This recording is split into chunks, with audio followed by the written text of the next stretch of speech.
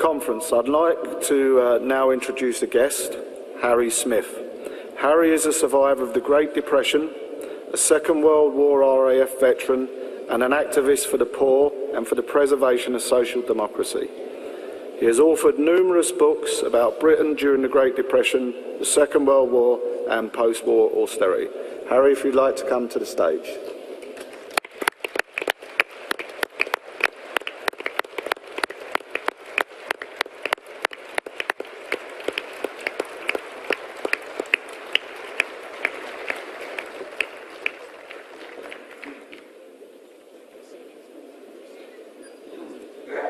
As you can see, I'm not athletic.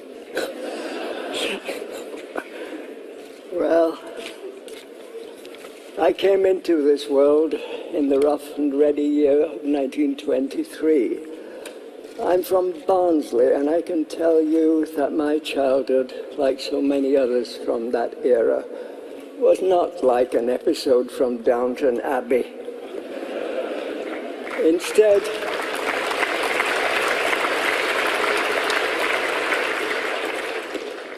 it was a barbarous time. It was a bleak time, and it was an uncivilized time, because public health care didn't exist. Back then, hospitals, doctors, and medicine were for the privileged few, because they were run by profit rather than for vital state service that keeps a nation's citizens and workers fit and healthy. My memories stretch back almost 100 years, and if I close my eyes, I can smell the poverty that oozes from the dusky tenement streets of my boyhood. I can taste on my lips the bread and drippings that I was served for my tea. I can remember extreme hunger and my parents' undying love for me. In my heart, I can still feel my mum and dad's desperation as they tried to keep our family safe and healthy in the slum we called home. Poor Mum and Dad, no matter how hard they tried to protect me and my sisters, the cards were stacked against them, because common disease controlled our neighborhood and snuffed out life like a cold breath on a warm candle's flame. I still remember hearing, while I played as a child on my front step, the anguished cries that floated from a nearby neighbor's window. They were the screams from a woman dying from cancer who couldn't afford morphine to ease her passage from this life.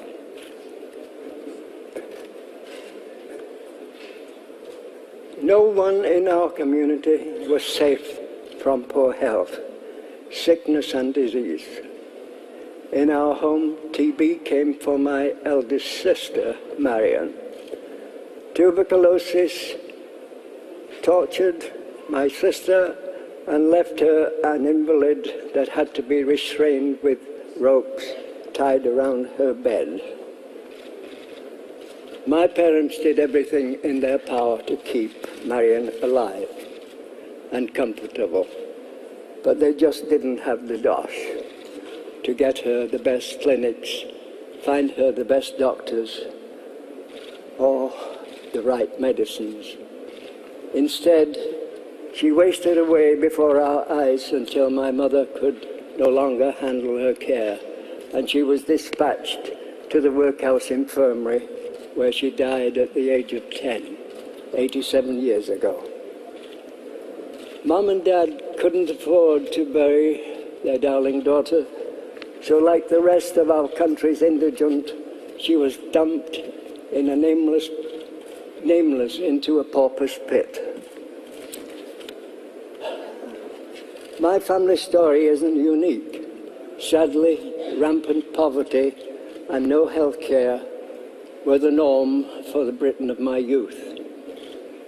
That injustice galvanized my generation to become, after the Second World War, the tide that raised all boats. It is why, for me, in 1945, after a long, hard Great Depression and a savage and brutal war, at the age of 22 and still in the RAF, I voted for the first time. Election Day 1945 was one of the proudest days in my life. I felt that I was finally getting a chance to grab destiny by the shirt collar, and that is why I voted Labour and for the creation of the NHS.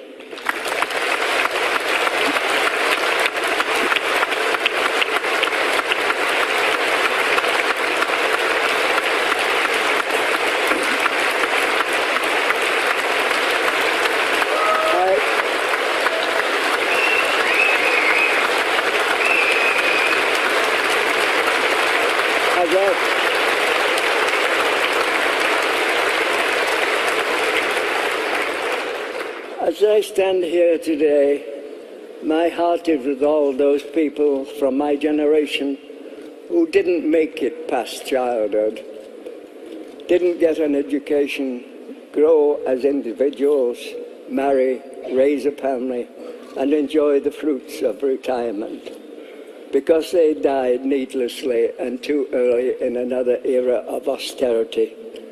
But my heart is also with the people of the present, who, because of welfare cuts and austerity measures, are struggling once more to make ends meet, and whose futures I fear for. Today, we must be vigilant, we must be vocal, we must demand that the NHS will always remain an institution for the people and by the people. We must never